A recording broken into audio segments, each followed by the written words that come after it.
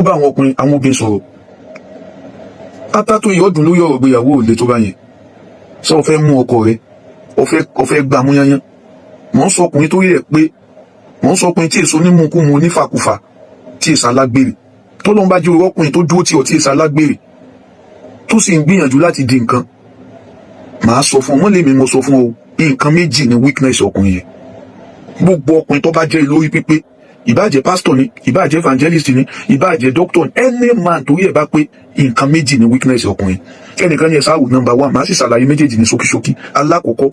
ò ní peace tí obìnrin tó bá lè fún ọkùnrin ní peace of mind tó lè fún un ní peace obìnrin yẹn ti rò fọ́ fún àwọn kan wọ́n ń kígbe pé wọ́n rò fọ́ fọ́kọ wọn wọ́n ṣe kinní kan àwọn àtọkọ wọn jọ máa ń jáde torí pé wọ́n ń gbádùn àlàáfíà lọ́dọ̀ rẹ̀ ni and kí ni peace yẹn mò ń bọ̀ ẹlẹ́ẹ̀kejì ni sex kò sọ́kùnrin tí ò fẹ́ràn sex tó bá obìnrin tó fún lálàáfíà tálàáfíà bá tó lọ́wọ́ náà náwó bẹ́ẹ̀ náà ni bó o sì ṣe wá ná sex sí nǹkan ọlọ́gbàdún ẹ̀jù peace and sex men's weakness gbogbo ọkùnrin tí ń bẹ láyé nǹkan méjì tó bá wọn mú ìbáàjẹ́ pastor ìbáàjẹ́ apostle kódà kó jẹ́ bishop kó jẹ́ pope tó o bá ti lè fọ́kùnrin ní nǹkan méjèèjì yẹn most of men they don't want too much kò sí ntọ́kùnrin wá tọ́pọ̀ ju àlàáfíà respect àti partnership ẹnìkan ní kí ni jẹ́ bẹ́ẹ̀ kó o kàn fún lálàáfíà kó o respect yẹ kó o sì kẹ́yìn méjèèjì ó jẹ́ ọ̀rẹ́ ara yín kò wá síbi tí ò ní lè mú ọ dé kò síbi tí ò ní lè mọ fi ọ́ boost dé but ní kété tó o bá jẹ́ oníwàhálà ní kété tó o bá disrespect ọkùnrin ní kété tó bá ṣe pé ọ̀fẹ́ ọ̀nàwọ́ ọjà wà ní gbogbo ìgbà ọlọ́run ọba ń gbọ́ ó lé ọkùnrin yẹn síta tìfìtìfì ṣé wàá tó fi lé ìkun ìjẹjẹ mọ̀ pé bóbìnrin ti wulẹ̀ kọ́ fáìn bí egbin tó kí wọ́n mọ̀ sọ pé queen ẹwà ọmọ ẹlẹ́wà ti ṣẹgbẹ́ ẹ̀ lọ́yìn ọjọ́ kíjọ́ tó o bá ti bẹ̀rẹ̀ sí disrespect ọjọ́ kíjọ́ tí ohun tí wọ́n ń pè ní àlàáfíà bá ti sọnù níjọ́ tó o bá ti rí ọkùnrin yẹn bí alábàárò rẹ mọ́ ṣé n sọ nǹkan fún ọ ọjọ́ yẹn ni ẹwà rẹ dòbù ẹwà obìnrin bẹ̀rẹ̀ sí lọ má sọ tàwọn ọkùnrin náà ìjẹ́jẹ́ mọ̀ ibi tí wàhálà ti bẹ̀rẹ̀ problem start when a man want to act like a king in a king's house ọjọ́ tí wàhálà dé ó nígbà tí ọkùnrin tí obìnrin bá fẹ́ máa ṣe bí ọba ó fẹ́ máa jẹ́ apàṣẹ wàá nílé apàṣẹ wàá ẹnìkan ni wọ́n pè ní orí ẹnìkan ni Ọlọ́run gbé àṣẹ ìdílé fún oh my god tó o bá ti lè tẹ̀lé principle ó ní báyìí ni kò ṣe ṣe ó sì ní bàbá ọkọ mi ṣé bẹ́ẹ̀ ṣe fẹ́ nu ọkọ mi ṣé bẹ́ẹ̀ ṣe fẹ́ nu tó o sì tẹ̀lé bẹ́ẹ̀ ìjọjẹ́ mọ̀ gbogbo mi nù lẹ́yìn the rate bí divorce àti single lady ṣe ń pọ̀ níta is getting alarm ń fún wa ní wàhálà ṣé wáyé obìnrin tó lọ́kọ ìtọ́jú ọkọ wọn dá ìjẹ́jẹ́ mọ̀ pé ọkùnrin mi náà ló tún lọ tẹ̀ bàtì ó bírèkì ilé tiẹ̀ ó tún lọ fi dá tẹnu mí rù láì lè ní sùúrù láì lè respect ọkùnrin yẹn àwọn obìnrin kan mọ̀ ń bá sọ̀rọ̀ lónìí tó bá yá máa bá àwọn ọkùnrin náà sọ̀rọ̀ because ọjọ́ wà ní kiri lọ́jọ́ wà ń gbàjà kò sí tọkùnrin fẹ́ púpọ̀ jù ọkùnrin tó bá ti lè rálàáfíà ibi tó bá ti rálàáfíà ni ó bá sí ibẹ̀ ni ó jókòó sí àìmọye ọkùnrin tó jẹ́ pé ilé ìwú lọ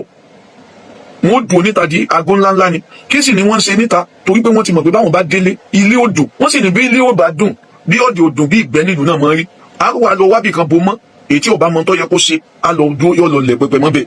wọ́n dọ̀gá mọ́ pàṣẹ tó bá pàṣẹ fún ọ bu ọlá fún respect ni kéèyàn submit just submit kí wọ́n ń pè ní submission oní mission tiẹ̀ wà wá submit ẹ̀ sub èdè méjì ní ògbéyìnbó but nínú English there is preface wọ́n ń pè kíní kan ní sub wọ́n sì ń pè kíní kan ní mission wà wá mọ̀ọ́mọ̀ mú sub tiẹ̀ yẹn wà á submit ẹ̀ sábẹ́ mission iná ń pè ní submission ó submit sí abẹ́ tiẹ̀ ibi tẹ́ ẹ bá ti rí tó bí n bá ti lè submit mission ó ní mission àmọ̀ pé wọ́n gan kárí àlejò ni ó àmọ̀ pọ̀ fẹ́ di ńlá bọ̀ tó o bá lè submit mission rẹ sábẹ́ tiẹ̀ mò ń sọ nípa ọkùnrin tó yẹ pé kò sí bó ṣe ní. ṣe wá lóbìnrin onígbèraga gbogbo bí mo ṣe ń sọ yìí àkàntà rẹ ni ó lè correct obìnrin tó bá ní disrespect bó ló ṣe fẹ́ correct ẹ̀ ọ̀nà bó lọ fẹ́ gbégbà and bí mo ṣe ń ránṣọ episode number 1 ni mo ń sọ yìí and two captain cannot drive one ship kò sí ní ọkọ̀ gbéyàwó tẹ̀ ń wá yẹn ẹ̀yin ọ̀gá méjì ẹ̀ lè drive ẹ̀ kàn fi sọ̀gì náà ni and submission sí àwọn obìnrin kan ó sound like a slavery nígbà téèyàn fẹ́ mú wọn lẹ́rú ni èmi náà láṣẹ àlejò máa pàṣẹ ni sórí jẹ́ sọ nǹkan fún ọ mọ́tò ìgbéyàwó yóò forí sánpọ́n kò sì sí ọ̀dẹ̀rù rẹ gbé bọ́ bá sì pọ̀ ń bẹ́ ilé ọkùnrin mi náà lọ bọ́ pín sí tọ̀ bóbi ń tọ̀ ẹnì kó lomi lẹ́sẹ̀ lẹ́yìn ẹ̀sẹ̀ jura wọn lọ only peaceful woman build a peaceful home mi ò ní sọ jù báyìí lọ. Tó o bá ti róbìnrin tó jẹ́ pé kún fún àlàáfíà, kò sí tẹ́ bá bá obìnrin mi wí gbogbo ọ̀nà tí ó fi gbẹ̀san ni. A wá dì báyìí, kò ní sọ nǹkan kan mọ́. A máa wò sùn, ṣé n sọ nǹkan fún ọ? Bọ́ ọ bá ń bá lọ báyìí, nǹkan tí ó léwu ni. Mo pè ẹ̀yin obìnrin níjà ni, mo pè ọ sí pàdé ni. Má rí wàásù bí ẹni pé mo fi ń àtàkì ẹ. Mo ń sọ pé fún ọkọ rẹ, just let him have peace. And sex lẹ́lẹ́kejì ibẹ̀ ni mo ti fẹ́ stop. Ó sá lè ṣe sex ilé bàbá rẹ, gbogbo tí wọ́n lè fún ọmọ ni wọ́n ń fún nílé bàbá èèyàn. Oúnjẹ ń bẹ́ẹ̀ aṣọ ń bẹ́ẹ̀ owó ń bẹ́ẹ̀. Kí ló lè tó lè fọkọ ẹ ní sex?